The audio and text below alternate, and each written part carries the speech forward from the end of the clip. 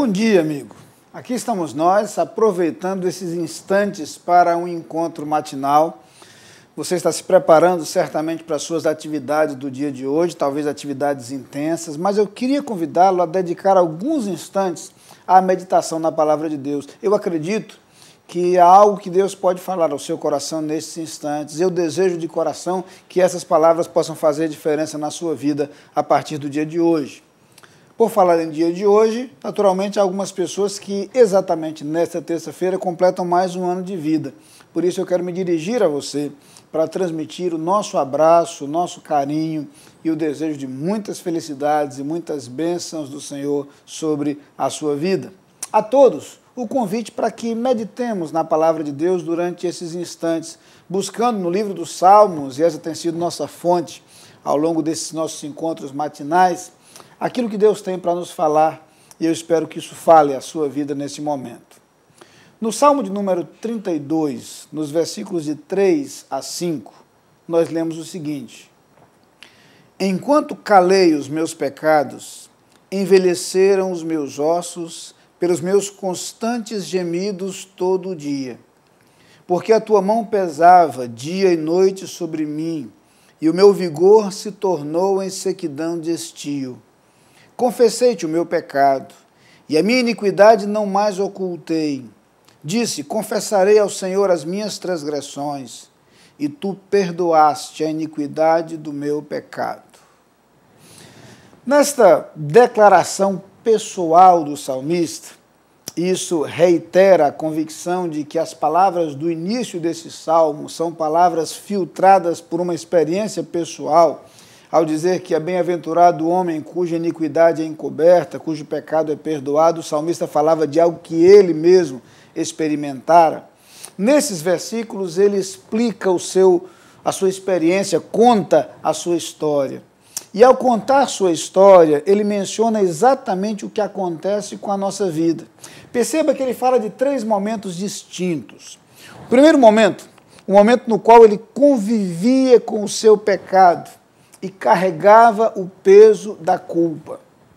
Perceba o modo como ele se refere, inclusive, àquilo que nós chamaríamos nos dias modernos de um processo de somatização. O próprio corpo físico dele se ressentia de dores, de pesos, de amarguras, de problemas espirituais e emocionais que descarregavam sobre seu organismo. E todos nós sabemos que estamos sujeitos, sim, algumas vezes a processos de somatização.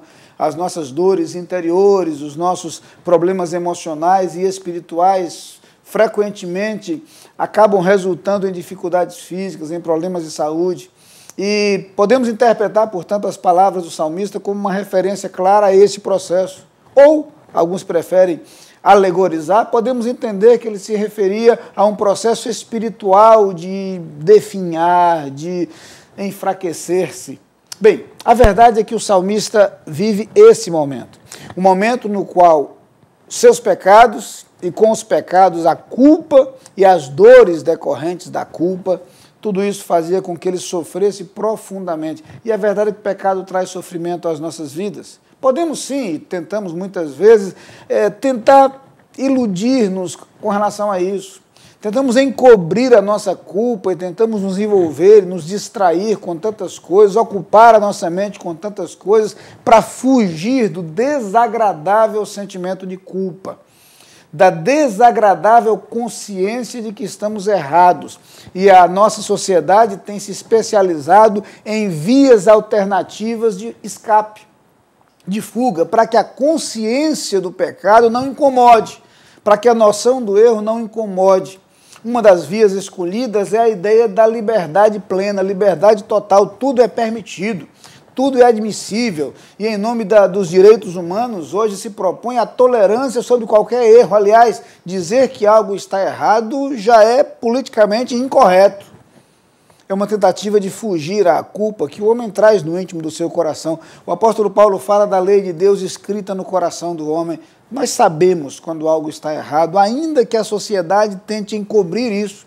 E ainda que por mecanismo de defesa, para evitar o sofrimento, tentemos encontrar justificativas para os nossos erros, e nós o fazemos com uma frequência extrema. como aliás o primeiro homem já fez ao tentar encontrar na mulher uma desculpa para haver comido do fruto, e a mulher encontrou na serpente uma desculpa para haver desobedecido a Deus. Mas há um outro momento, o salmista fala de um outro momento, o momento em que ele decide confessar o seu pecado, em que ele vai ao encontro de Deus e abre o seu coração. Ele decide reconhecer diante de Deus os seus erros, as suas falhas. Ele se prostra diante de Deus, ele se curva diante de Deus, humilde, reconhecendo a santidade de Deus e, por outro lado, sua fragilidade, seus erros e seus pecados. O momento da confissão. Finalmente, o salmista fala de um terceiro momento, quando ele diz que Deus perdoou os seus pecados. Deus trouxe sobre os seus ombros o perdão, e ele agora passa a experimentar os efeitos dessa transformação. Por isso ele diz no início do Salmo que esse homem é bem-aventurado, esse que é perdoado, esse que agora não tem mais sobre seus ombros o peso da culpa e da condenação, esse que não precisa encontrar vias de fuga para escapar do peso da consciência do pecado, esse que agora pode se sentir aliviado e liberto porque sua culpa foi levada por Jesus Cristo. O seu pecado foi tirado de sobre os seus ombros. Este que buscou a confissão, que buscou o reconhecimento diante de Deus, este encontrou em Deus o perdão. É interessante essa certeza porque, conquanto a confissão e o reconhecimento seja algo sempre saudável, nem sempre encontramos da parte das pessoas a disposição para perdoar. Há momentos nos quais nós reconhecemos os nossos erros, mas não encontramos como resposta um olhar perdoador. Porque nós, humanos, temos dificuldade para perdoar tantas vezes. Diante de Deus é diferente. Todas as vezes em que nós buscamos ao Senhor, reconhecendo os nossos erros, Ele nos estende o seu perdão. Por isso a promessa de que há um coração quebrantado e contrito, Deus jamais desprezará. Por isso, não importa se você convive com o peso da culpa ou tenta se esquivar dele. A verdade é que todos somos pecadores e falhos. E a verdade é que vale a pena confessar os nossos pecados, porque Deus nos perdoa. Vamos fazê-lo juntos agora? Pai querido, reconhecemos os nossos erros e as nossas falhas. Falhas inerentes à nossa própria natureza, falhas devidas à falta de cuidado, falhas devido ao egoísmo, a maldade em nosso coração algumas vezes. Nós precisamos, Pai, nos sentir perdoados, livres do peso da culpa. Perdoa-nos, concede-nos o teu perdão por meio de Jesus Cristo.